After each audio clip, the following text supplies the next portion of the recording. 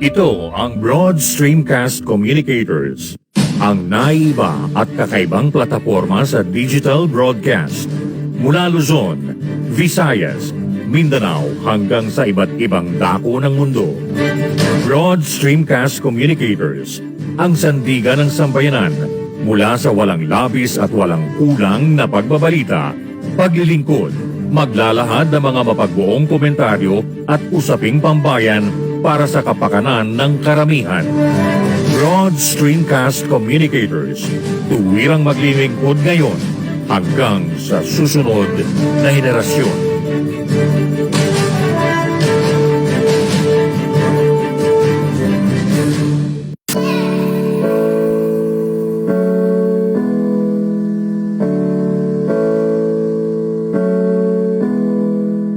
Buhay Online, Chikahan at kaalamang pangkabuhayan.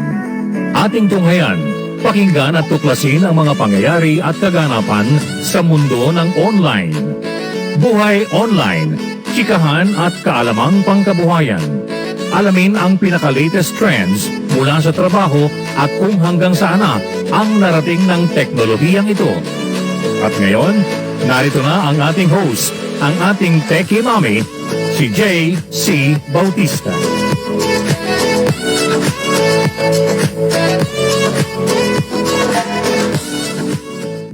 Hello, happy Tuesday everyone. Magandang umaga po sa lahat. Sa umiinit na panahon. Ang alinsangan, ano ba yun? And yeah, it's really getting hotter. But happy Tuesday everyone. And let's start the day with thanks, to give thanks for a new day. Like I always say, diba po, every time that we wake up in the morning to a new day, it's something that we should be thankful for. Because every day, every waking day is a blessing, right? Because yung mga ibang tao po talaga hindi na nakakagising sa isang bagong umaga because, but and every day po that we wake up to a new day is a day full of hope. Asa at nakakaroon ng productive day and fruitful day ahead of us. Well, hindi ko na lang it's okay. Let me just fix po ang nais ko lang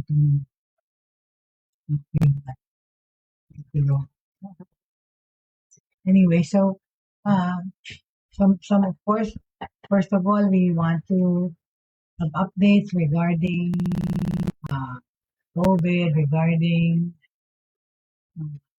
schools, education, okay?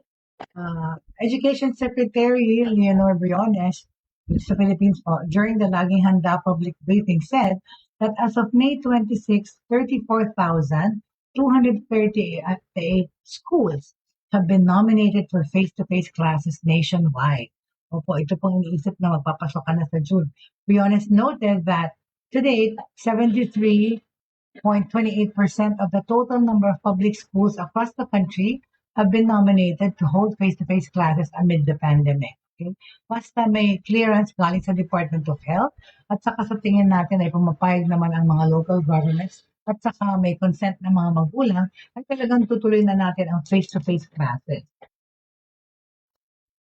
Meaning to say, as long as there is clearance from the Department of Health, and if we think that the local governments agree, and then with the consent of the parents, we will continue face-to-face classes. Ibalikan po lang natin na meron na po talaga namang mga public schools na nagbukas, na nag-face-to-face na last month, nag-umpisa, pero hindi pa nga lahat. Kasi tsaka hindi po, hindi full capacity ang mga classroom, kagaya po ng better half na si Jenny. They started schooling, pero kung dati na 40 sila sa isang class, 20 lang po, tsaka hati-hati. They go to school from 8 o'clock to I think 1 o'clock or 12. Tapos iba naman yung panghapon. Hinahati-hati para wag po masyadong madami sa isang classroom. Okay? Meanwhile, Briones noted that the DepEd is expecting all schools to fully implement the conduct of face-to-face by the next academic year. Okay?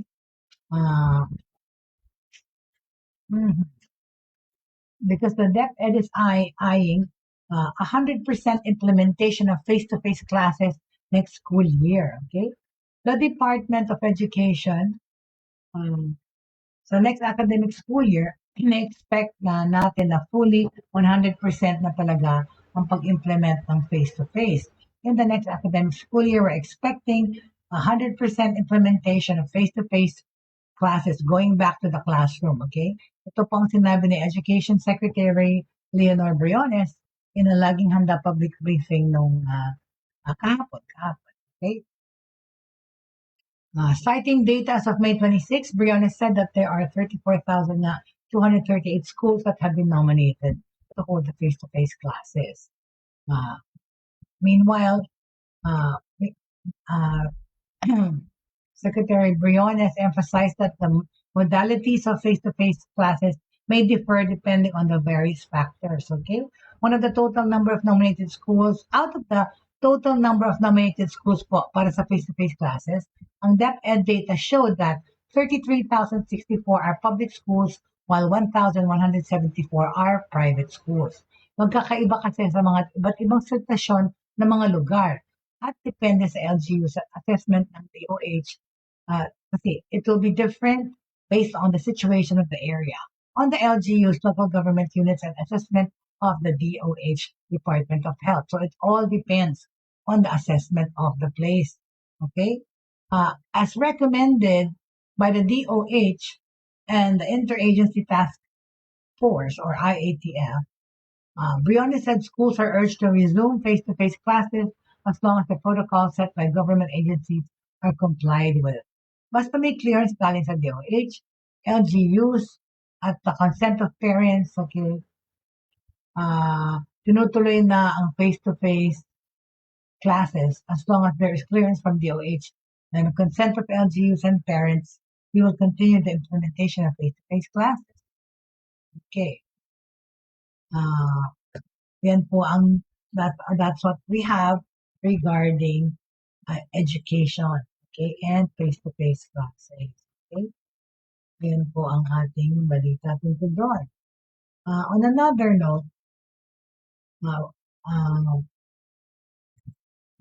the DepEd is also actually still pushing for blended learning this incoming school year. Diba? Gusto na magbukas ng face-to-face, pero parang dapat blended learning. No? Kasi yan po ang nangyayari naman sa around the world, all over the world, hindi around the world, all over the world, is like hybrid working and also blended learning, right? Because andyan pa po ang virus eh. We all know that the virus is still there. That's why we don't want the children naman exposed all day rin sa pag-aaral. And let me just put this up. That's why pinupush pa ng DepEd na mag-blended learning. Because tama lang siguro na i-ano muna yung hours that the kids will go to school, and at the same time, the number of students, dapat mag-social distancing pa rin because, like I said, the virus is still out there. We still haven't determined talaga yung mga strains and the efficacy of the vaccine na dapat nating saka magsumunod pa sa mga protocols. That's why I think tama rin na mag-blended learning. Alright, so ito yan. I'll just put it up, okay? There you go. So, there's a classroom right there. Ito po yung classroom situation ng blended learning. Yan, nagkaklase ang mga,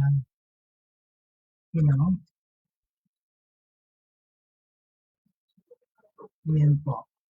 So, dapat pa rin siguro ano natin yung blended learning. Hold on, please. Let me just fix my, ayan, okay. That's right.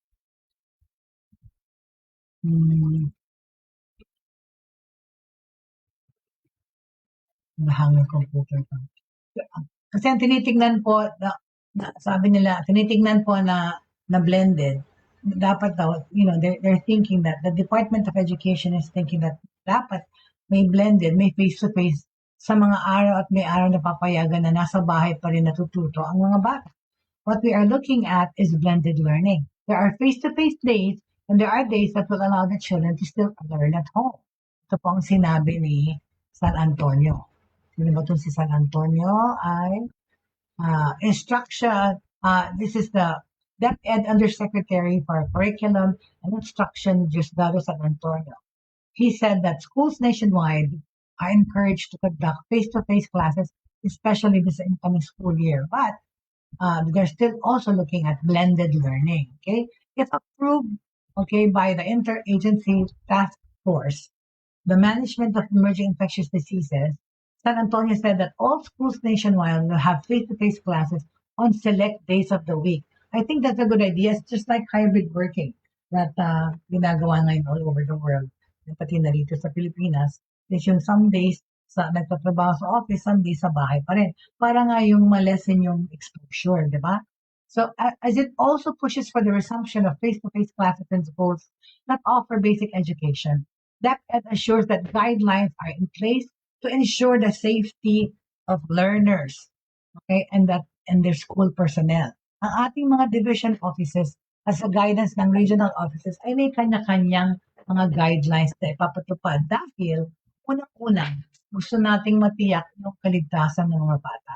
Our division offices and with the guidance of the regional offices have their own guidelines to implement because first and foremost, we want to ensure the safety of children. Undersecretary for Field Operations, Rev. C. Escobedo said. Escobedo said that when it comes to schools that will be allowed to hold face-to-face classes, there should be a concurrence of local government units or LGUs, and there should also be consent from the parents of the students who will participate. For the incoming school year, Escobedo said that there are also requests to add more grade levels in the implementation of face-to-face classes. Wow, okay. So yun na nga. Very good. So yan po ang ating contention ng DepEd. Escobedo said that when it comes to schools that will be allowed to hold face-to-face classes, there should be coordination with the local government, that there should be the consent from the parents kasi nga hindi lahat ng magulang din parent keen about sending their children to face-to-face school. Kasi nga may virus pa. So, yan ang dapat pag-usapan ng mahusay at dapat ay alinsunod pa rin sa IATF protocols. That's why this should be discussed very well and it should be in accordance with the IATF protocols. Another request is to increase the number of participating students inside the classroom. Okay?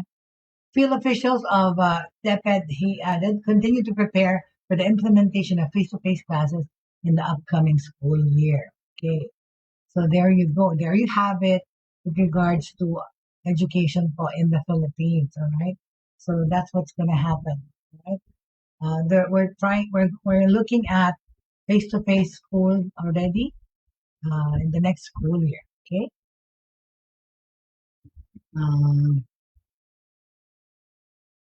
All right. Okay. On another note, let's talk about. Wait a second.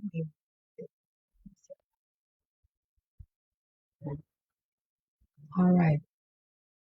Regarding fake news, okay, this is a good thing to note. Maganda po itong pag-usapan.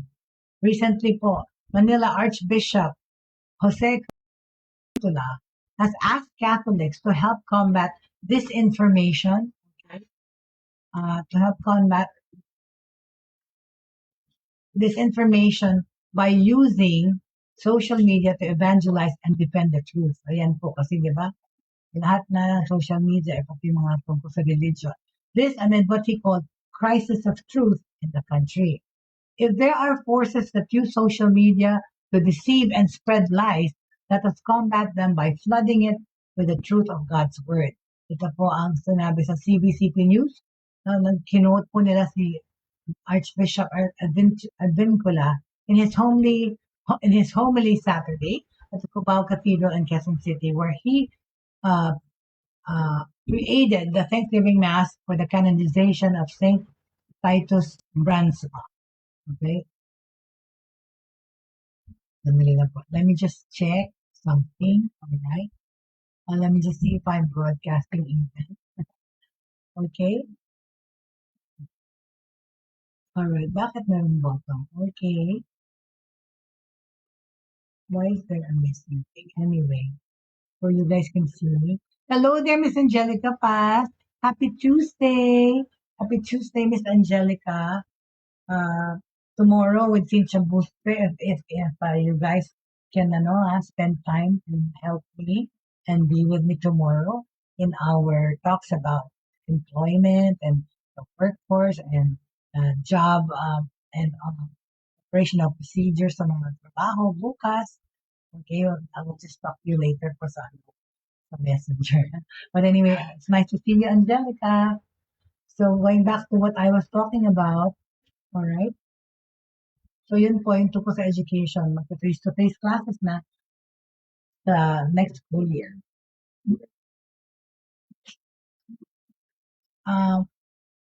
Taiwan Jets, okay, ito naman po regarding, di ba po, I felt a little bit sad yesterday because I found out nga po na sa Asia, okay, the virus situation seems to be, the infections getting worse.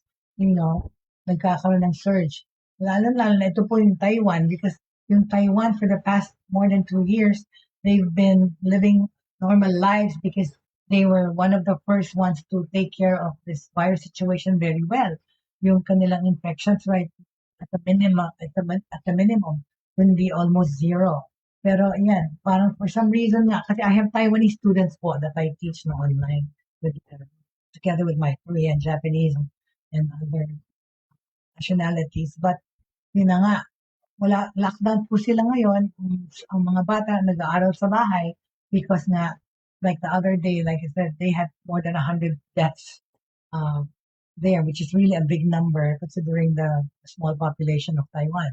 So anyway, another issue naman po ito sa news, okay? Let me just show you. It says here na Taiwan jets scramble, China Air Force enters air defense zone. Alam naman po natin din na ang China, tinatry nilang pabalikin ang Taiwan sa kanila because they're claiming, of course, that they are Chinese and they're part of China. Okay, Taiwan on Monday, yesterday, reported the largest incursion since January by China's Air Force in its air defense zone. Okay, with the island's defense ministry saying Taiwanese fighters scrambled to warn away 30 aircraft in the latest uptick in tensions. Taiwan, which China claims as its own territory, ngayon, kinukuha pa rin po nila na napaka-independent na po talaga naman sa kanila at progressive. Ngayon gusto nilang kunin kasi ang Taiwan getting good in technology and a lot of things. That small country are on their own doing well. So Taiwan, which China claims as its own territory, has complained for the past 2 years or so of repeated missions by China's Air Force near the democratically governed island, often in the southwestern part of its air defense identification zone, or ADIZ, close to the Taiwan-controlled Pratas Islands. Okay, so yun. Taiwan calls China's repeated nearby military activities gray zone warfare, designed to both wear out Taiwan's forces by making them repeatedly scramble and also to test Taiwan's responses. Yung bang tinataranta sila ng China, feeling nila, tinataranta sila ni China, tinatakot, para matest yung kanyang response in the event na girahin sila talaga. Right? Ano ba yan? And I think, Taiwan is doing a good job holding out on its own. Very good. So, hindi sila pabayaan, di ba? The latest Chinese mission included 22 fighters as well as electronic warfare, early warning, and anti-submarine aircraft, the Taiwan ministry said.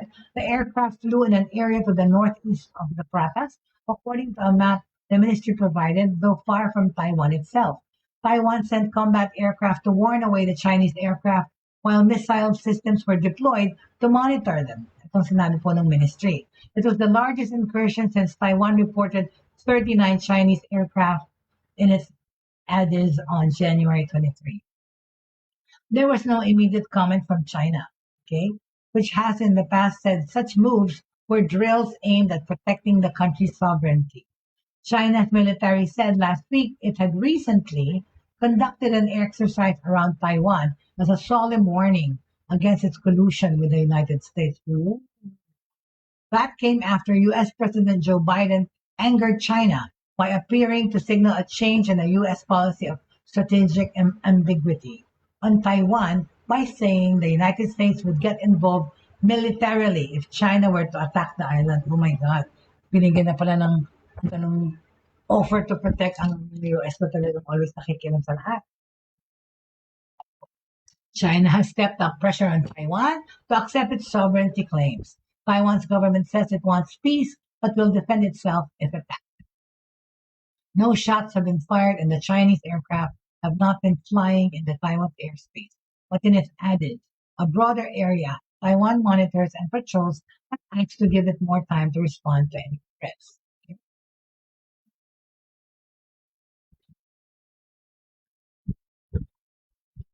Kasi diba, in the past, nagkaroon tayo ng news about that na ang China, okay, carefully studying the Ukraine war as it eyes Taiwan. Yun ang ano dun eh.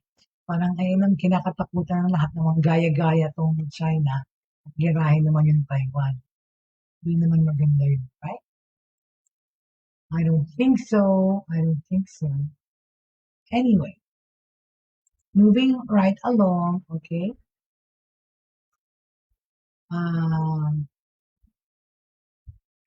Let's talk about,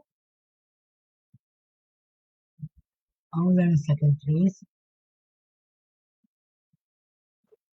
And the news naman, of course, regarding warfare and kaguluhan po sa Philippines naman po. Yesterday, yung PNP or the Philippine National Police is heightening its alert in Metro Manila after the recent Mindanao bombings. Ayun na naman po magkaroon ng bombing. A police bomb squad was checking a passenger bus hit by an explosion in front of a mall sa Coronadal, South Cotabato po.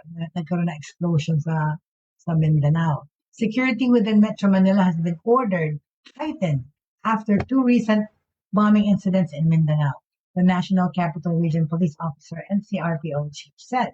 According to NCRPO Regional Director Major General Felipe Natividad, he has ordered a stringent implementation of security measures and increased visibility across Metro Manila following the bus bombing in Coronadal. Ano ba itong mga taong to? Diyos ko. Sa South Cotabato and another blast at the bus terminal in Tacurong, Sultan Kudarat. Yung mga innocent tao ang kanilang sinasaktan. Sa bus terminal pa na maraming tao. Ano ba yan? Philippine National Police Officer in Charge Lieutenant General Vicente Danao Jr. said earlier that investigators are looking at the extortion racket as a possible motive for targeting the bus liner. I call on the public not to be alarmed nor should to panic. Instead, remain calm and vigilant. I also encourage everyone to be highly alert and report any suspicious person or behavior, reporting any unfamiliar face in the neighborhood to the barangay or the nearest police station. All acts of terrorism against people of any religion, race, or creed are crimes against humanity and are always a threat to any nation's security. Totoo naman. Okay? Natividad assured Metro Manila residents that the full capability of the police would be used to ensure safety in the capital region, which is arguably the busiest area in the country. In regards to this, we will be utilizing all our resources in NCRPO to the maximum and heightened efforts to ensure safety and security of each and every resident ng Metro Manila. Okay? During his briefing on Monday, Danao revealed that the owners of the bus that was bombed in Coronadal were subjected to extortion attempts from a particular group. However, he also said that they have received reports indicating that the bombing may have been a terrorist attack, although such information is still being validated. Okay? Okay? Ano naman tayo po? Technology is so good that we are able to find out and learn from a lot of things all over the world. Ito po lang meron lang akong kakwento na kahapon. A man, okay, was arrested after smearing Mona Lisa with cake at the Louvre. Ako po, personally po, nakita ko na po yung Mona Lisa. Nakarating na po ako sa Paris, France. Actually, doon sa Louvre po, kasi I love going to museums, and actually, I was a little bit disappointed seeing the Mona Lisa because, pagpunta mo doon, ang layo-layo mo siya pwede tignan, tsaka ang liit-liit. Diba? Well, pero syempre, meron pa rin feeling of awe na makita mo in person yung Mona Lisa. So anyway, this man, okay, was arrested kasi nilagyan niya, binatuhan niya ng cake. Ano ba yan? A 36-year-old man has been arrested and placed in psychiatric care after he smeared a glass screen encasing the Mona Lisa with cake. Hindi mo naman siya naka-encase sa glass. Prosecutors said Monday in a protest against artists not focusing enough on the planet. Officials at the Louvre Museum in Paris, where the enigmatic portrait holds pride of place, declined to comment on the bizarre incident on Sunday, which was captured in several phones and circulated widely on social media. The treasured work by Leonardo da Vinci, which has been the target of vandalism attempts in the past, was unharmed thanks to its bulletproof glass case. Naka-bulletproof. Pero ang liit-liit niya.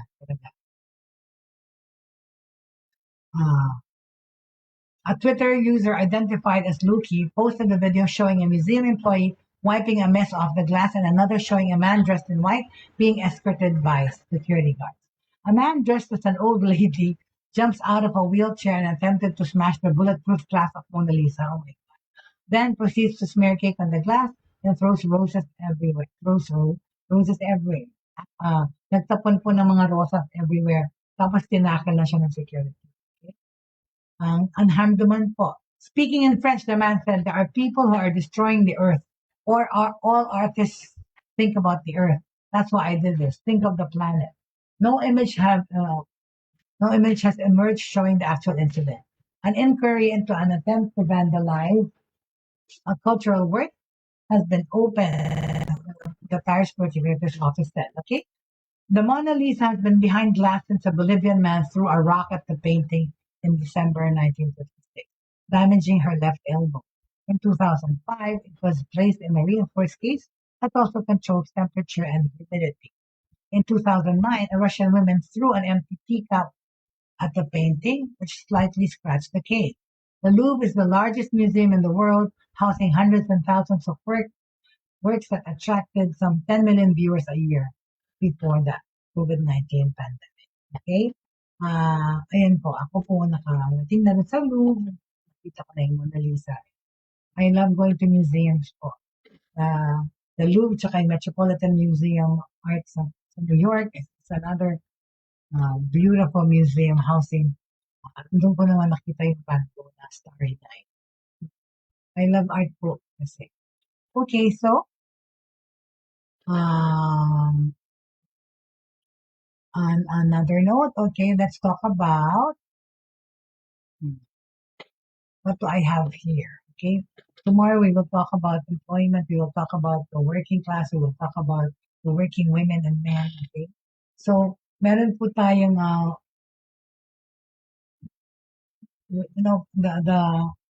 we're into this are everywhere else po, all over the world. Meron po talagang parang feeling na parang bumababa na yung virus, nawawala na. Okay? Totoo, Angelica. COVID is having a world tour. Mauna lang po yata tayo. Kaya nga, nauna sa Asia yung pag-surge. Pinedict na naman na yan. Di ba? After elections, meron surge. Well, fair enough because there's more than 100 cases of the virus dito sa Metro Manila. Metro Manila. Sa Philippines, 1,000 plus yata yung increase na infections. Imagine, yun na nga sinasabi, di ba? Mula sa hundreds a day, yan, thousands na. Okay?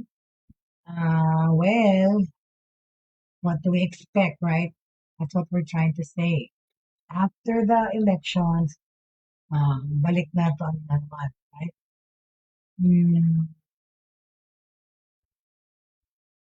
Okay. Balik na naman tayo sa infections. Well, because, okay, hold on a second. Saan po ba yung hold on, please bear with me. I'm just gonna look for something. Hindi pa rin mga kapitbahay namin dito. Dahil it's already lunchtime. Well,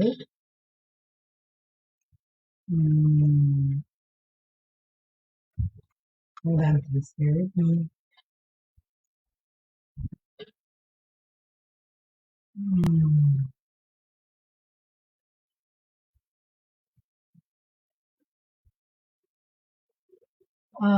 In Asia nga kasi po talaga yun, sa Taiwan, nag-search na yung virus. Sana naman di naman dumami agad kasi dito. Like yung deaths, pa rin, low ang death rate pa rin. At saka,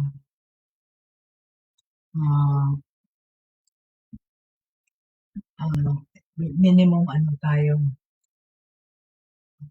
alert level. Gusto na nga patanggal yung alert level, di ba, ni para yung economy maano ulit, ma-save natin. But we still know that the virus is still out there. Marami pa rin po na-infect, nahahawaan.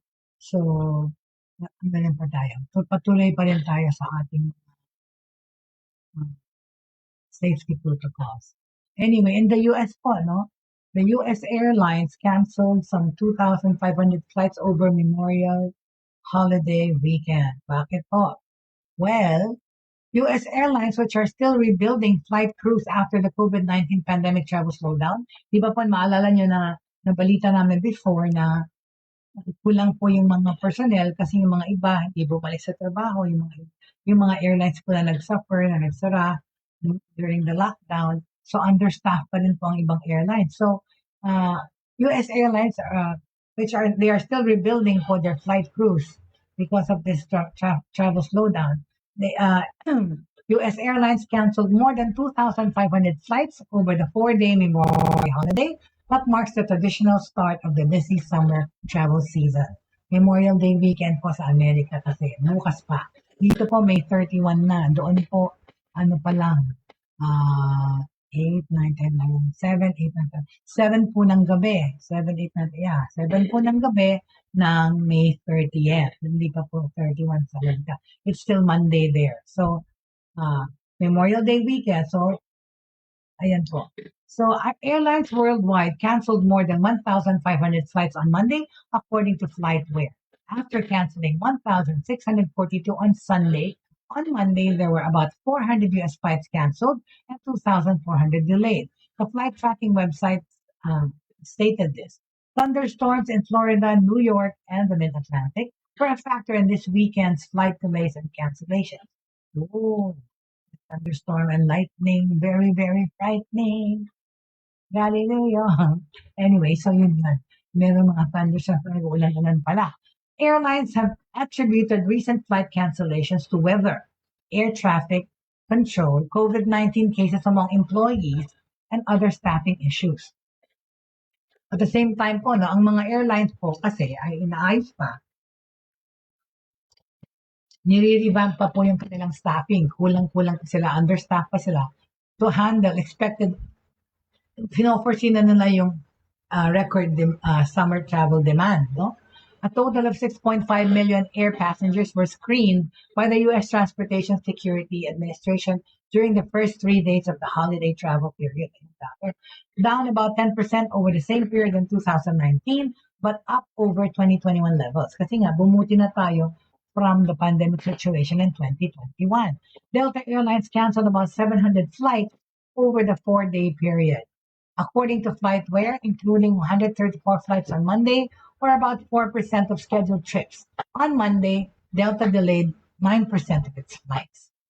Delta said Monday that over the weekend it had been working to cancel flights at least 24 hours in advance of departure time wherever possible.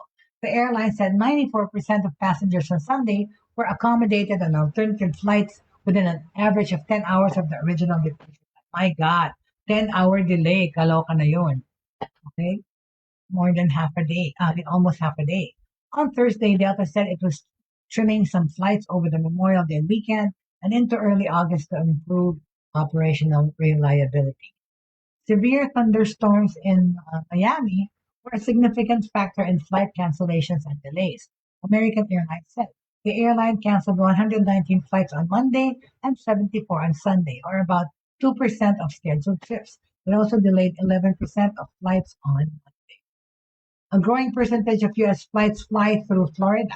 In total, 45% of jet flights touch Florida, while 40 to 50% of Southwest Airlines touch Florida on any given day. JetBlue Airways naman delayed 18% of its flights on Monday after delaying 30% on Sunday, but canceled only 1% on Monday. Last month, JetBlue said it was reducing its originally planned summer schedule by more than 10%. Oh, I see. Alright, so ganun yun, no? Nag-cancel po mga flights due to inclement weather. Okay? That is the reason, actually. The more important reason is yun yun.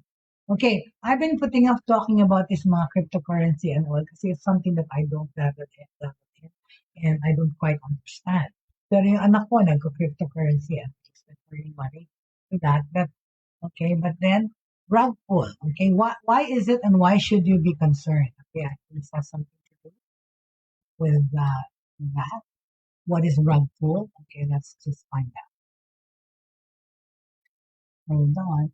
What is it and why you should be concerned? Okay, let's talk about rug. Hold on a second.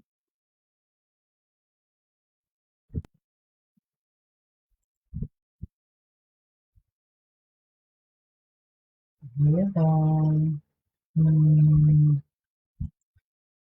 Let me just pull out something, please. Bear with me. So anyway, what is everybody having for lunch? Ano po, tayo po ba ay yung mga sa work from home? No, work from home. Tapos kunyari living alone ka, ikaw ang naluluto.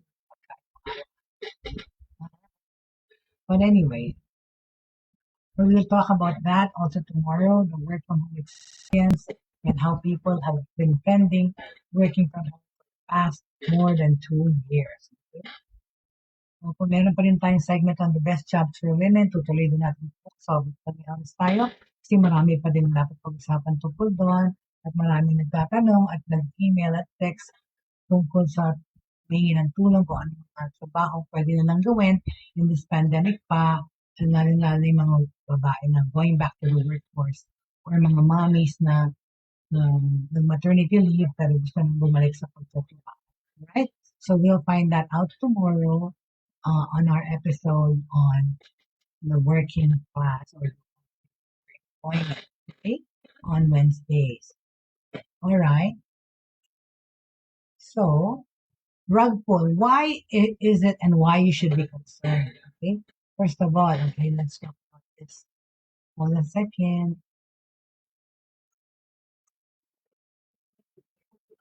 Hi there, Miss Cynthia Busta. Good morning. And sa aming family na nag-hi ka, Miss Cynthia. Okay, so please, later, okay, message me, kayong dalawa ni Miss Angelica. If you could join me tomorrow, that would be great. Para mag-update tayo.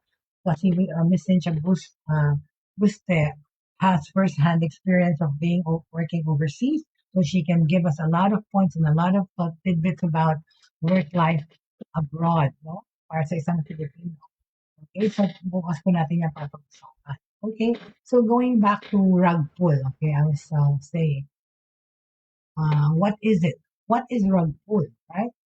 Cryptocurrency has grown from just being a niche topic spoken among internet communities to being a conversation piece among non-technical folks. Terms like HODL or hold on for dear life and WAGMI or we are all gonna make it. I have gained popularity and these kinds of acronyms have gained popularity and mirror the positivity of crypto investors. Bakit? Because however, the term rug pull is arguably the most common referenced crypto term and it became popular for all the wrong reasons. Okay? Bakit? What is rug pull? Rug pulls happen, okay, rug pulls, when a cryptocurrency founder develops, markets, and sells the project to investors. Okay? Feeling ko pa pulling the rug under, masama yung pulling the rug under. Pero kasi kaya rug pull, no? Kasi it says here, rug pull happens when a cryptocurrency founder develops, markets, and sells the project to investors. After receiving funding, the founders will abandon the project and pocket the funds. O, yan na nga. Kaya pala rug pull, oh. Kasi meron pong saying na pulling the wool under somebody's eye. And that is pulling the carpet. Tinatago mo yung kasalanan. So, nasa ilalim ng carpet. So, pag inaalis mo, sumisimple ka, that's pulling the carpet. Okay? So that's something we have to watch out for. Is it criminal? Yes. Can they be made liable? Well, it's not that easy. Okay. First, they can deny that they have the funds and instead say that it was all spent on development costs. Secondly, most funders do not reveal their identity to all investors, and it's common for core members of the project to use pseudonyms and avatars. Basically, you're giving your money to mask individuals and trusting that they deliver the promises. Although the digital transactions are all recorded in the blockchain, it is very difficult to link a crypto account to an actual person. Anyone with an email and internet access can create a crypto wallet, thus the inherent difficulty in identifying account owners. Let's look at a fairly recent and infamous rug pull that rocked the crypto community. The Squid Game token, okay, which was supposedly tied to the popular Netflix series, is one of the most well-publicized rug pulls in history. Bakit? This token dropped in value from $2,500 to mere cents in November 2021, a matter of seconds. The actual moment when the value of the Squid Game token dropped to zero, a Twitch streamer named The Dent was live streaming. A Twitch streamer named The Dent was live streaming ng Squid token that dropped to zero, producing one of the biggest and funniest leisure and investor rug pulls ever. Okay, the project promised that an anti-dumping method would be built within the code, securing the Squid token from being dumped or profit. Token holders could only sell if they also hold another token called Smarble. Yep, they played marbles in that scene, right? Okay, so yun, Castric. Despite this safety feature, okay, the unknown creators made off with 3.3 million with little to no repercussions. Oh my God. They ask for your money and then they steal your money. Not surprisingly, these projects have painted all crypto projects in a bad light. Kaya ayaw nga nung ko dyan ng aking hindi siya believe sa cryptocurrency. But see, I've seen it work for some people, my own child alone. So, but not surprisingly nga, because of these things that happen online, it's painted crypto project in a bad light. However, many crypto projects are trustworthy and they have applied the lessons learned from the past failed projects. Okay, They now see the importance of external audits to receive their blockchain contracts, to identify any vulnerabilities, lacking lacking liquidity assets, okay, to ensure fund protection is now a standard practice that goes hand in hand with a well-prepared roadmap. So, para kayo, trustworthy naman ang cryptocurrency, okay? And meron ng mga applied lessons learned from the past projects. Kasi now, they see the importance of external audits, okay? Dapat nagpapa-audit talaga. Uh, uh, to review their blockchain contracts and to identify any vulnerabilities. Okay, blocking your liquidity assets to ensure fund protection is now a standard practice. Oh, pwede na palang i-lock in. That goes hand in hand with a well-prepared roadmap. Today's investors are now very worried. Quit daw sila sa mga projects with anonymous core members, preferring that the core members are fully doxed or documented or publicly known. Okay, promising projects like Astro XP, a locally owned and established crypto racing and RPG game, revisit the path created by both successful and unsuccessful projects. Astro XP founder and CEO James Apante knows that the playbook for crypto and NFT gaming project is still being written. Okay, but there are breadcrumbs to follow and crucial learnings from hundreds of projects. All of them have served in guideposts for his team to follow. And it is this writer's hope, okay, that other founders are also keen on finding and using them. Okay? So, ayan po, no, ang tungkol sa uh, rug pull. Okay? Why is it and why you should be concerned about it? Mag-ingat po kayo. Okay? Alright. Pag-usapan na natin yung mga fake job interviews, no? Other day. Bukas pag-usapan ulit natin yan. Pag pinag-usapan natin ulit yung mga pagtatrabaho. Okay? Alright.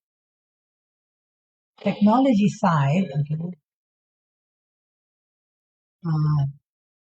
Synology, okay, or SYNOLOGY, ups the surveillance with news station and cloud backup. Kasi importante talaga na binabackup natin. Pero here, CCTV, observing by, marami pong components. Synology recently announced the general availability of Surveillance Station 9.0, the latest update to its cornerstone solution for comprehensive and scalable surveillance. Together with the on-premise offering, Synology is also introducing 62 surveillance, okay? Surveillance. Ang Synology po, gumagawa sila ng ganitong applications. Ngayon, i-introduce po nila ang C2 surveillance. Ito po, ano po ang C2 surveillance? It is a companion cloud service for footage and backup sharing. Well, let me show you. Okay? Pakita ko po sa inyo kung ano itsura nitong natawag na C2 surveillance. Okay? Diba yung mga CCTV, pero ngayon talaga, no matter where we are in the world, we are able to monitor our family. Thank God for technology. Okay? Here it is. Okay.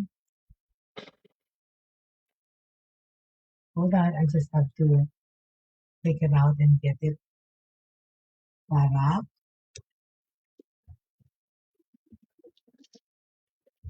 Okay, I got it. You just bear with me, I'm just gonna pick it up. Eh, tapos na itong si Rag Pull. I am going to remove it. Okay. So let's talk about surveillance and technology.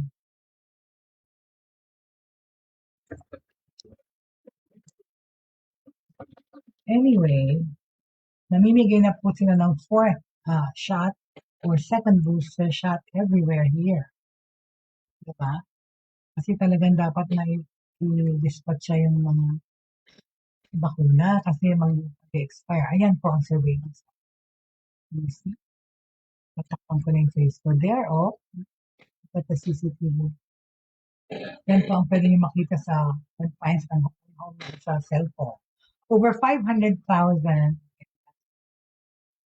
over 500,000 active installations and more than 2.5 million cameras managed, Surveillance station has earned the spot as one of the most popular and trusted PMS solutions among both private and enterprise customers, said Tony Lin, a product manager for surveillance at Synology. Today's releases embody our commitment to continuously upgrading the capabilities of our existing products and preparing them for increasingly complex implementation. Designed to larger and more sophisticated deployments, Surveillance Station 9.0 features a redesigned user interface that seamlessly blends camera feeds, maps, playback, controls, and alerts into a single dashboard to boost situational awareness. Okay. Mhm. Alright. Kita nyo? Yan, no? CCTV. Alright. Yeah. Bringing down. Alright. So that's our take on that. On another note, bukas na natin pag-usapan sa employment. Oh, you're asking if there's opening? And my, ito na lang with my dad. Not me.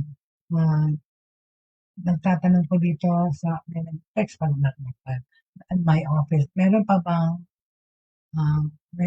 meron po kayong business, meron po bang opening sa inyong establishment? Wala po. Actually, I have several projects in the works po because aside from me teaching online English on sa PSL online, I still have my own creative marketing business, which we are splitting up by the addition of component ng pag-aaral online.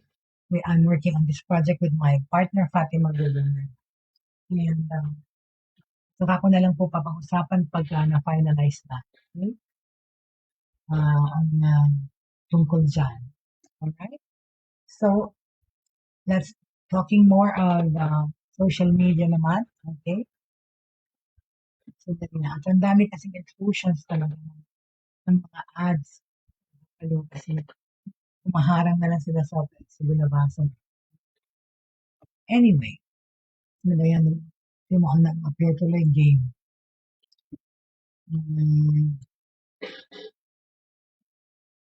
It's getting hotter. Alright. So, tapos na tayo dun sa yung Archbishop ng salita regarding this information. Ayan po yung walang iniwan yan sa Facebook at YouTube at sinecheck ngayon ng gobyerno ng Amerika for possible allowing mga misinformation and allowing maligning things. Siyempre meron sila mga sponsors din na inaagahan. Okay? Alright? So,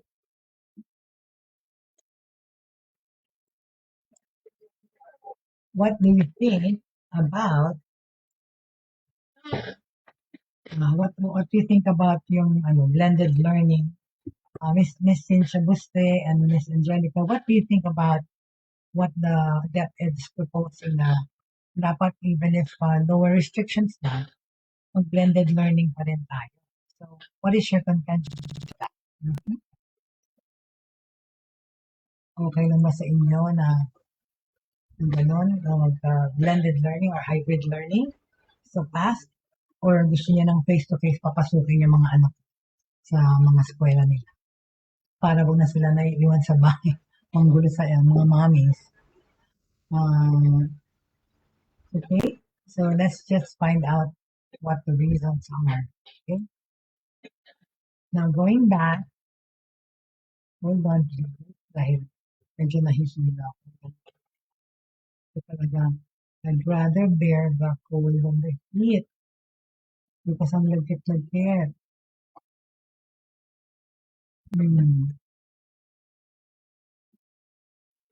Okay, because we have talked about COVID-19 in our country, we can also talk about it in other countries. So Italy scraps coronavirus entry rules. Wow. So Rome, Italy, it said kahapon that it was dropping the requirement to show proof of coronavirus vaccination. Oh my God. So travelers hindi nahihingi recent recovery or a negative test before entering the country. The health ministry announced that the requirement to show a so-called green pass to enter Italy will not be extended when it expires on May 31. Italy was the first European country hit by the coronavirus in early 2020. Ayan, and has had some of the toughest restrictions, including requiring all workers to show a green pass. As cases eased, right? As cases eased and the majority of the population were vaccinated, most measures were lifted through most measures were lifted, although masks are still required on public transport and in schools. And that's true enough po dito sa Pilipinas. Hindi ka pa rin pwede lumabas ng bahay mo para mag-commute or pumunta sa public place nang hindi ka naka-face mask. So please, huwag na tayo pasabay. Okay? In Italy on Monday, it recorded another 7,537 cases, oh my God, and 62 adults, taking the total of 166,630. Okay? Anyway, so that is some sort of an overview of things that are going on around the clock. Some of us are still beaming and mourning over the past election. Parang nangyari na, right? Ang galing. So anyway, the FDA, or the Food and Drug Administration, has finally approved, okay, the use of Moderna's COVID-19 vaccine. Okay? Pwedeng gamitin for kids aged to 11. Moderna vaccine Spikevax. Moderna's COVID-19 vaccine Spikevax was recently approved by the Food and Drug Administration to be used for children 6 to 11 years old in the country. Huwag naman yung masyadong mukhang maliit. So, okay. Okay, this is a good find. All right. Let's talk about this. I think it'll be interesting. All right. I see a white screen.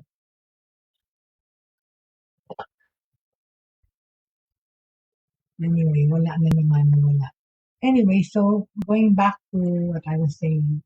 So tomorrow po, welcome ko yung presence ng our online friends. I mean, ano ba yung sabi ni Cynthia? Regarding the face-to-face na tinanong ko kanina na kung ano ba yung mas gusto niyo, distance learning, blended learning, face-to-face. Sabi ni Miss Cynthia Buste, para sa akin po, ituloy-tuloy na ang face-to-face learning. Of course, with stricter measures and stricter implementations ng safety. Ang ano naman, sinasabi naman ng Perla is, dapat nang buksan yung mga eskwelahan, pero we still have to observe all the necessary safety. Doon na nga tayo. Kasi parang normal naman na halos ayun na nga. Pero hindi na masyadong masama. We've been living through this. We're mostly fully vaccinated at patuloy pang nagpapabakuna. But we just have to, not let our guards down because kahit na mababang alert level, nandiyan pa rin po yung virus. Tingnan yung nangyari sa Taiwan, okay? Sa China, nag-una na naman sila nag-surge, tapos ngayon sa Taiwan, Hong Kong, it's fast spreading, okay? But anyway, at the end of the day po, we still have to know that we are all still fortunate to be alive in this world, okay? Because at the end of the day, three things should remain, diba? Faith po, pananampalataya, hope, pag-asa, and love for everyone. Maraming salamat po. Abangan niyo po tomorrow. I will have some guest resource people on the show to talk about working, the working environment, the work ethics, and everything else about employment. So, maraming salamat po. This has been Jay Bautista with you here at Buhay Online. Thank you very much. See you tomorrow.